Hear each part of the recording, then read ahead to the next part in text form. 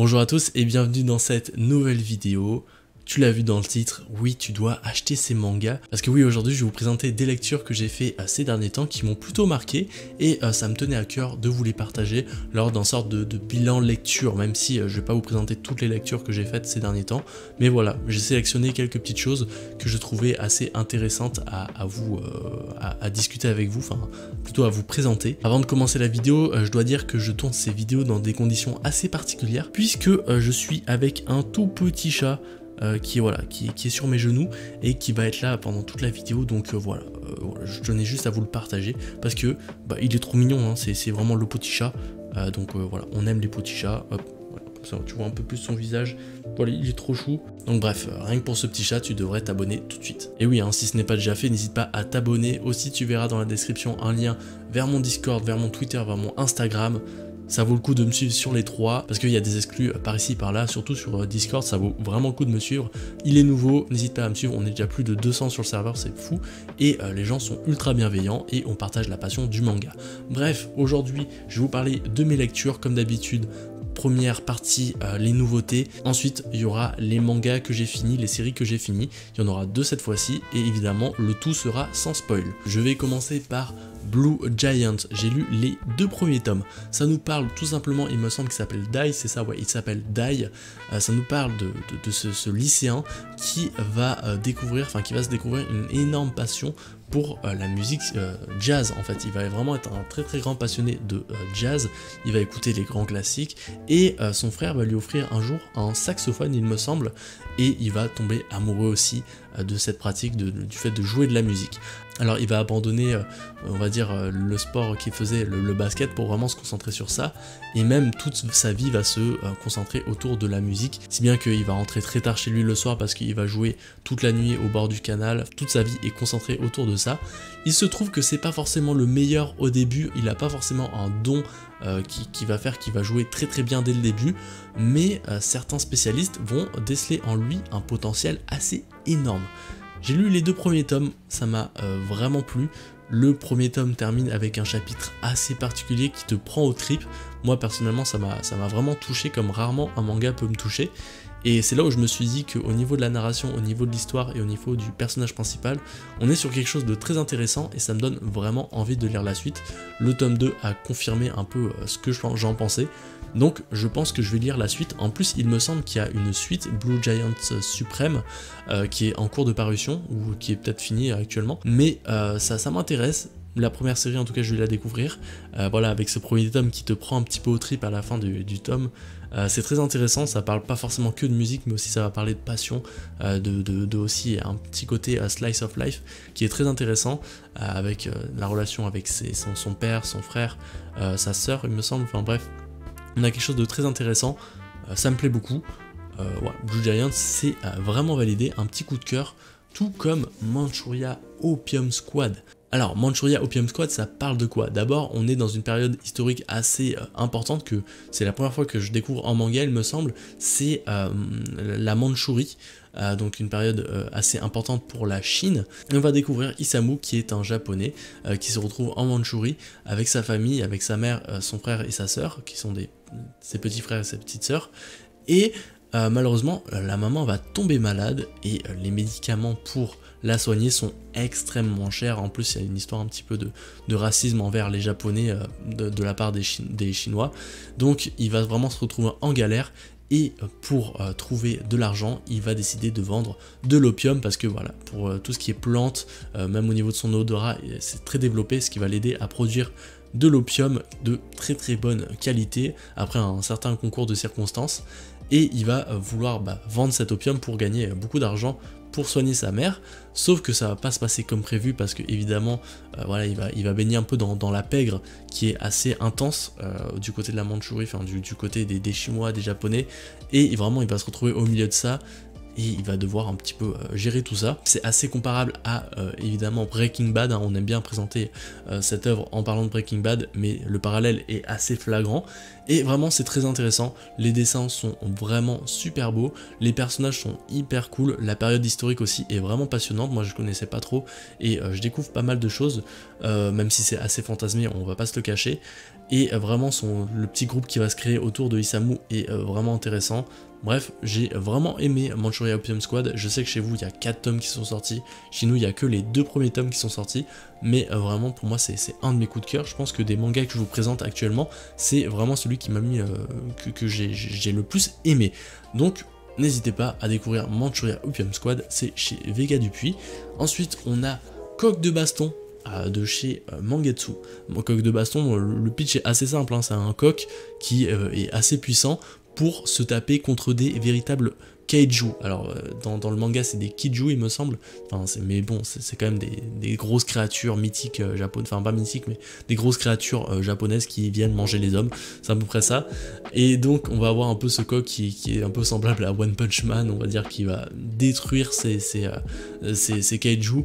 Et en fait on a aussi une petite trame principale où ce coq a vu sa sœur se faire tuer par un énorme kaiju, pas comme les autres puisqu'il a un tatouage, une sorte de marque spéciale sur le coup, et il va vouloir le traquer pour se venger. Donc voilà, on a un peu ce récit de vengeance, mais pas que, parce que vraiment à chaque histoire on va avoir une nouvelle histoire en fait, où il va débarquer dans un endroit dans une ville, enfin dans un endroit du Japon, et voilà, il y a un kaiju qui va menacer la ville d'une quelconque manière, à chaque fois ça va être une manière différente, et il va devoir résoudre, on va dire, le problème de ce kaiju, malgré lui, souvent il n'a pas forcément envie, mais malgré lui il va devoir protéger ses proches, ou devoir conclure un marché, enfin bref, c'est vraiment intéressant, parce qu'à chaque fois on est quand même sur des archétypes d'histoires assez différentes, même si voilà, à chaque fois c'est à peu près la même chose, hein, un problème, un kaiju, une baston finale, le coq remporte la baston. En tout cas c'est ça sur les deux premiers tomes, hein, c'est pas vraiment du spoil parce que ça fait pas non plus partie de l'histoire, mais c'est très cool. Il va y avoir aussi des protagonistes qui vont tourner autour de ce coq, notamment là tu le vois, ce petit poussin, mais aussi un autre que je te laisserai découvrir. C'est vraiment bien dessiné aussi au niveau des dessins, tu prends vraiment une claque, pas à chaque planche, mais vraiment des fois au niveau des kaiju, c'est super bien dessiné, même tu vois au niveau des couvertures c'est vraiment très beau. Rooster Fighter, coq de baston, c'est validé, tu peux y aller les yeux fermés si t'aimes tout ce qui est manga de combat avec une histoire pas non plus trop poussée, mais vraiment c'est un petit peu un manga popcorn, comme on pourrait l'appeler, authentique. Par contre, petite sonnette d'alarme, j'espère que c'est pas un manga qui va durer trop longtemps, voilà, si c'est terminé en dessous de 10 tomes ça serait super cool. Par contre si ça commence à dépasser les 10 tomes, je vois pas comment une histoire comme ça pourrait dépasser les 10 tomes, mais voilà, petite sonnette d'alarme, j'espère que ce sera une série courte, parce que c'est quelque chose qui se prête à une série courte, mais c'est pas quelque chose que je lirais sur le long terme, je pense que ça serait assez redondant et assez ennuyant, mais bref, je fais confiance à l'auteur, qui d'ailleurs, je dis pas les noms des auteurs, hein, je suis désolé, mais Shu Sakuratani, voilà pourquoi je dis pas les noms des auteurs, parce que c'est assez dur à dire. Ensuite, un monument du manga, Lone Wolf and Cub. Pourquoi c'est un monument? Parce que c'est une histoire qui a inspiré un bon nombre de films et de séries récentes et anciennes. Lone Wolf and Cub, c'est un manga qui est réédité en France. À l'origine ça a été édité au format un peu plus classique, mais évidemment maintenant c'est plus réimprimé. Voilà, il y a quelques chanceux qui ont l'édition complète, mais maintenant pour avoir l'édition complète de cette première édition c'est assez compliqué. Donc ils ont ressorti cette édition, ils ont ressorti ce manga sur cette édition qui est assez colossale, on va se le dire, hein, c'est très gros, très lourd. Moi je vous avoue qu'au début j'avais hésité à acheter cette édition, l'histoire et tout ça, ça m'intéressait beaucoup de découvrir ce manga, mais je trouve qu'au niveau de l'édition, déjà les tomes sont assez chers, on est sur du 55 $ canadiens, en euros ça fait cette somme là. Aussi au niveau de la lecture, moi je suis habitué à lire le soir dans mon lit, et pour lire ça dans son lit c'est assez compliqué, donc faut se poser sur une table, vraiment avoir le manga posé, ou alors se mettre dans une position assez particulière pour le lire agréablement. Mais honnêtement j'ai aimé cette action de m'investir dans une lecture, et ça en valait vraiment le coup. Je connaissais rien de l'histoire, même si je me doutais un peu de ce qui se passait parce que j'avais vu la vidéo de Capsule Manga qui le présente vraiment bien et qui aussi présente tout ce qu'il y a autour de l'œuvre, donc je vous invite à aller la voir, le lien est dans la description. c'est une très très bonne vidéo qui m'a vraiment incité à acheter ce manga. Même j'avais discuté aussi avec Dark Juju pour, qui m'a vraiment conseillé de se lancer dans cette œuvre, et c'est vraiment cool. Alors pour faire un topo assez simple de l'histoire, ça parle du loup solitaire qui est un ancien samouraï et de son petit Lone Wolf and Cub, son petit qui est assez adorable, qui parle pas beaucoup, mais voilà, on est dans une période qui est, je pense, pas me tromper si je dis une période Edo, et on va voir voilà cet ancien samouraï qui est pas un ronin, enfin oui je pense qu'on peut l'appeler, on peut le qualifier comme un ronin, même si ce terme n'est pas employé dans le manga, qui va être un mercenaire et qui va accomplir des missions pour gagner de l'argent. Alors c'est assez particulier puisqu'on sait pas trop pourquoi il veut gagner de l'argent, en plus ça a pas l'air d'être un homme qui est avare, qui est matérialiste. Il va faire ses différentes missions tout en éduquant son fils, ce qui est assez dur d'allier les deux parce que voilà, être un tueur, un assassin qui va devoir accomplir ses missions avec son fils, ça va donner place à des situations assez particulières où même parfois il va se servir de son fils pour des stratagèmes qui vont l'aider à accomplir ses missions. C'est vraiment intéressant. Il y a aussi ce rapport de force avec ce samouraï, enfin cet ancien samouraï qui est très très puissant, qui va vraiment faire des 1v20 et qui va les remporter parce qu'il est très très fort. Et par contre, il doit s'occuper aussi de son petit, donc voilà, il est un petit peu, on va dire, debuff par ça. Voilà, ceux qui jouent aux jeux vidéo, vous voyez de quoi je parle, les autres, tant pis pour vous, mais très intéressant, c'est super bien dessiné aussi, on est vraiment sur quelque chose d'ancien, c'est un dessin assez old school comme tu peux le voir, mais vraiment moi ça m'a pas dérangé, l'édition est vraiment belle, c'est super beau, sauf que des fois où on voit où il y a une sorte d'ancrage dans le manga, on voit qu'on n'est pas forcément haute qualité, mais sinon dans l'ensemble c'est très acceptable, vraiment très cool cette édition. Je pense me prendre le total des 12 tomes, parce que ça va être une édition en 12 volumes, ça va coûter cher, hein, 55 x 12, ça fait beaucoup, j'ai la peine de calculer, mais vraiment, non, un très gros coup de cœur, ça va être continué, et ça me fait plaisir de découvrir ce monument du manga qui a inspiré un bon nombre de chefs-d'œuvre. Si je pourrais citer une œuvre qui s'est grandement inspirée, c'est récente, c'est le Mandalorian, une histoire qui se passe dans l'univers de Star Wars, donc voilà, vraiment un très bon chef-d'œuvre. Maintenant, on va passer au manga que j'ai terminé, hein, t'as vu, on enchaîne parce que y a beaucoup de choses à dire. On va parler de Girls Last Tour, un manga fini en 6 tomes, un manga de science-fiction. On va tout simplement découvrir Yuri et Shito, heureusement que les noms sont écrits juste là, qui sont dans un monde assez post-apocalyptique. On pourrait pas vraiment le situer sur la planète, si en plus même les écritures sont pas comme les nôtres, donc on pourrait même croire que c'est même pas notre univers. On est vraiment dans un monde post-apocalyptique qui est complètement ravagé par une guerre qui a eu lieu. On sait pas forcément pourquoi elle a eu lieu, mais on voit énormément d'objets militaires, des missiles, des tanks, des infrastructures pour construire des armes. Et voilà, on va voir ces deux filles qui se sont données pour objectif de grimper toute une sorte pas de tour, mais d'aller au plus haut qu'ils peuvent aller au niveau de ces structures. Et est-ce qu'elles vont y arriver ou pas? Je vous laisse le découvrir dans le manga. J'ai vraiment aimé ce manga. On va avoir ces deux petites filles qui sont des sœurs, qui ont un caractère complètement différent. On va avoir la blonde qui est assez naïve, assez fofolle, et on va avoir celle aux cheveux noirs qui est beaucoup plus raisonnable, qui lit des livres et qui va donc donner beaucoup plus d'informations sur des choses du monde ancien, enfin du monde avant la guerre, on va dire, des choses un peu plus classiques. Et voilà, on va voir ces filles qui vont découvrir un petit peu des nouvelles choses qui vont les amener à se questionner aussi sur un peu le sens de leur existence. Je vous dis, ça va être assez dur d'en parler un peu plus sans spoiler, mais c'est une œuvre qui m'a marqué jusqu'à son dernier tome. C'est très beau, c'est très poétique. On va avoir beaucoup ces panoramas où les filles vont avancer dans ces structures, et des fois il n'y aura pas vraiment de paroles, mais vraiment on va les voir au milieu de structures gigantesques. C'est un dessin assez particulier, je dois vous l'avouer. Ça va pas plaire à tout le monde, ça je le sais, mais moi je trouve que ça sert vraiment à l'histoire. C'est vraiment beau, c'est vraiment touchant. Si vous voulez lire quelque chose au niveau de la science-fiction, si la science-fiction vous intéresse, c'est quelque chose qui peut vous plaire, parce qu'il y a vraiment un propos assez intéressant qu'on voit pas beaucoup dans les œuvres de science-fiction assez classiques, j'ai envie de dire. En plus c'est en 6 tomes, ça régale. Il y a un coffret pour le tome 1 à 3 et un autre coffret pour le tome 4 à 6 si ça peut t'intéresser.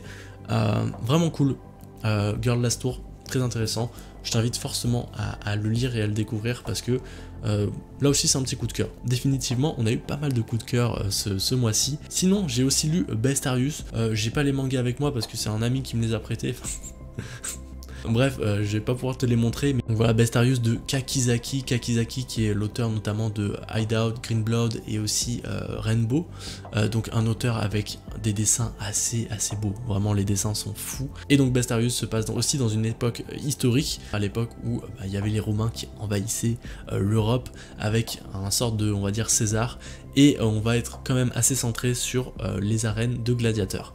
Ça va être un fort propos du manga, mais aussi il va y avoir un propos de liberté. Il va y avoir ces deux protagonistes qui sont Finn et une sorte de dragon, une hiverne qu'ils appellent dans l'univers. Et oui, c'est Rome avec les Romains, les gladiateurs, mais aussi on est dans un monde assez fantastique où il y a des elfes, des dragons, des monstres, des monstres particuliers, des sortes de cyclopes, des centaures, des monstres vraiment qui nous sortent du folklore fantastique, qui vont cohabiter avec les humains. Et on va dire que le dirigeant de Rome veut exécuter tous ces monstres pour qu'il ne reste que les humains.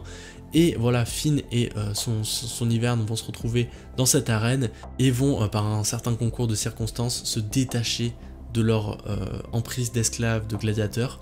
Et Rome va pas du tout aimer ça, et on va voir ce début de l'histoire où César et ses soldats vont essayer constamment de retrouver Finn et l'hiverne pour les chasser, pour les tuer, parce que ça a été les premiers à, on va dire, se rebeller contre la Sainte Rome. Et donc c'est assez intéressant à ce niveau-là. Je dois dire aussi que l'histoire est pas forcément un 20 sur 20. Vraiment, moi j'ai trouvé des grosses faiblesses, notamment avec l'introduction de différents personnages. Pour ceux qui ont lu l'histoire, ça va être Lucius, qui je trouve est un personnage de trop dans l'histoire. Il y a aussi beaucoup de facilité scénaristique. Vraiment, le Rome Britannia, ça se fait en 2 pages. Bref, même si je sais que je me doute, faut qu'on aille vite là pour raconter une histoire, mais voilà, dans l'ensemble j'ai trouvé qu'il y avait énormément de facilité scénaristique qui parfois m'ont dérangé, notamment l'ajout de ce personnage Lucius qui, si tu l'enlèves de l'histoire, ne va pas rajouter plus qu'un Arthur. Voilà, je parle pour des personnes qui ont lu le manga, désolé pour ceux qui comprennent pas, mais dans l'ensemble j'ai passé une assez bonne lecture. Il me semble que c'est en 7 tomes, c'était assez rapide, je me suis régalé par contre au niveau des dessins, vraiment comme à chaque fois avec cet auteur, c'est vraiment bien. Mais voilà, un petit bémol au niveau de l'histoire qui malheureusement m'a laissé une note assez amère à propos du manga. Mais bref, dans l'ensemble c'était assez cool. Je pense que je me répète un petit peu, donc ça c'est le signe. Donc ça c'est le signe pour arrêter la vidéo. Le petit chat est toujours là, tu peux le voir, il est tout mignon. Il s'appelle Lopoticha, il s'appelle pas comme ça, mais moi je l'appelle Lopoticha pour ceux qui ont la référence, Lopoticha. Merci d'avoir regardé la vidéo jusqu'à la fin. Désolé si je me suis répété parfois, je pense que j'ai beaucoup dit et bref. On s'en fout, on est là pour kiffer. J'espère que moi j'aime bien ces vidéos où je vous parle un petit peu de mes lectures sans fleuriture, on va dire. Voilà, ça va être le titre de la vidéo. Mes lectures sans fleuriture. Non, ce sera pas ça le titre. J'allais encore dire bref. On se retrouve la semaine prochaine pour une vidéo qui va me tenir à cœur, qui m'a demandé énormément de travail. Donc assure-toi de t'abonner pour ne pas la louper. Ça va parler d'un certain chevalier noir que vous connaissez tous. J'ai hâte de la sortir, j'ai hâte de la faire. Bref. J'ai encore dit bref, c'est incroyable, je ne sais plus faire de vidéos. Merci d'avoir regardé jusqu'à la fin. N'hésite pas à dire aussi en commentaire, à me recommander des mangas, ça me ferait hyper plaisir. N'hésite pas aussi à rejoindre le Discord aussi pour plus d'exclusivité. C'était un joueur, on se retrouve la semaine prochaine, ciao.